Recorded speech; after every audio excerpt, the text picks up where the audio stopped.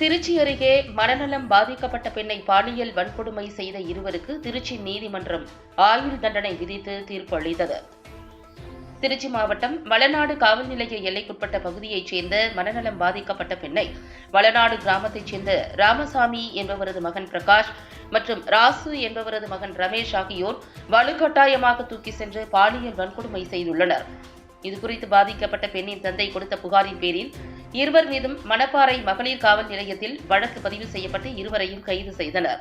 தொடர்ந்து வழக்கின் விசாரணை திருச்சி 1வது கூடுதல் மாவட்ட நீதிமன்றத்தில் நடைபெற்று வந்தது. வழக்கில் அரசு தரப்பு வழக்கறிஞராக சக்திவேல் ஆஜரானார். இந்நிலையில் விசாரணை முடிந்து திருச்சி 1வது கூடுதல் மாவட்ட நீதிமன்ற நீதிபதி சுவாமிநாதன், பிரகாஷ் மற்றும் ரமேஷ் ஆகியோருக்கு ஆயுள் தண்டனையும் தலா ரூபாய் 20,000 அபராதமும் வழங்கி தீர்ப்பளித்தனர். இதனைத் தொடர்ந்து இருவரும் திருச்சி மத்திய சிறையில் அடைக்கப்பட்டனர்.